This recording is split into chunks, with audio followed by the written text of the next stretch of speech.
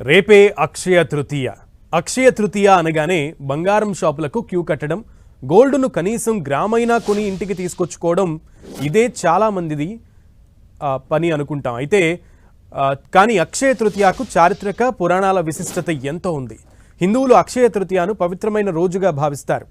జైన సాంప్రదాయంలో కూడా అక్షయ తృతీయకు ప్రాధాన్యత ఉంది. అక్షయ తృతీయను అక్తి అఖా తీజ్ అని కూడా పిలుస్తారు. వైశాఖ మాసం శుద్ధ శుక్లపక్షంలో అక్షయ తృతీయ అని వస్తోంది.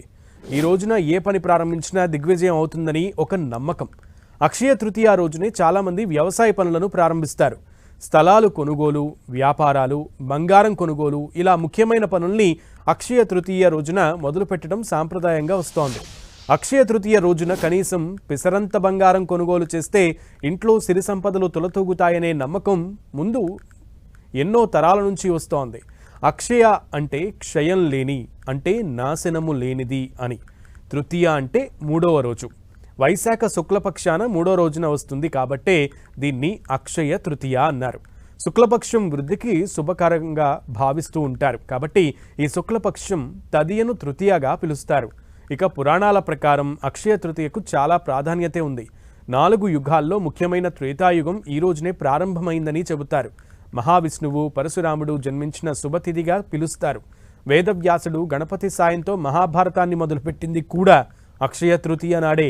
శ్రీకృష్ణుడు తన చిన్ననాటి స్నేహితుడైన సుధామను కలుసుకున్నటువంటి రోజు, భగీరథుడి ప్రయత్నంతో గంగమ్మ భూమిపై ప్రవహించడం మొదలుపెట్టిన సమయం కూడా ఇది. పాండవులు వనవాసంలో ఉండగా ద్రౌపదికి అక్షయ పాత్ర సిద్ధించిన రోజుగా కూడా చెబుతారు.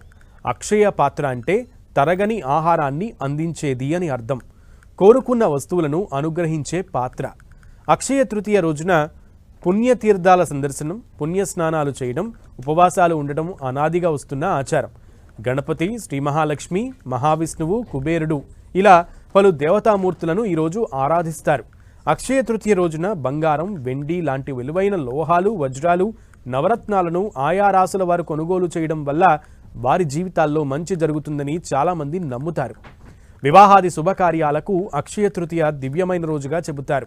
ఈ ఏడాది ఏప్రిల్ 30న అక్షయ తృతీయ వచ్చింది కాబట్టి ఈ విశిష్టమైన రోజున శుభకార్యాలను, శుభప్రదమైన పనులను శ్రీకారం చుట్టాలని ప్రతి ఒక్కరూ కోరుకుంటారు.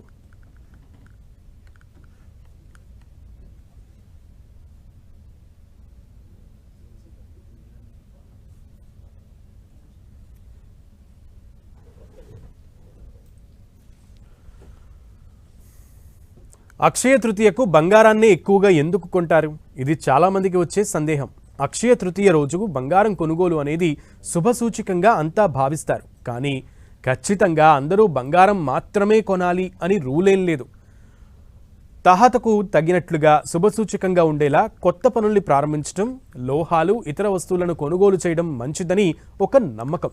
ఇందులో భాగంగా గోల్డ్ కొనుగోలు చేస్తుంటారు చాలామంది. ఇక బంగారాన్నే ఎందుకు కొంటారంటే భారతీయులు గోల్డ్ను లక్ష్మీదేవి స్వరూపంగా చూస్తారు కాబట్టి శుభకరంగా భావిస్తారు. అక్షయ తృతీయ రోజున ఇష్ట దైవారాధన చేసి పూజల్లో బంగారాన్ని కూడా పెడుతుంటారు. పైగా అక్షయ తృతీయ రోజు అత్యంత శుభప్రదమైన ముహూర్తంలో ఇలాంటివి కొనుగోలు చేయడం వల్ల ఇంట్లో శుభాలు, ఐశ్వర్య వృద్ధి జరుగుతుందని నమ్ముతారు. పెట్టుబడులు, కొనుగోళ్లకు దీన్ని మంచి రోజుగా భావిస్తారు కాబట్టి జ్యువెలరీ షాపుల్లో అక్షయ తృతీయ రోజున రద్దీ ఎక్కువగా ఉంటుంది. గోల్డ్ ఒక ఆర్థిక పెట్టుబడిగా ఇండియన్స్ భావిస్తారు. అలంకరణతో పాటు కుటుంబానికి అత్యవసర సమయాల్లో ఆదుకునే, ఉపయోగపడే వస్తువు కింద గోల్డ్ను చూస్తారు. మిగతా రోజుల్లో కూడా గోల్డ్ కొనుగోళ్లు ఉంటాయి. కాకపోతే అక్షయ తృతీయ చాలా మంచి రోజన్న భావనతో బంగారు నగలు, నాణ్యాలు, బిస్కెట్లు ఇలా తోచినంత గోల్డ్ కొనుగోలు చేస్తుంటారు.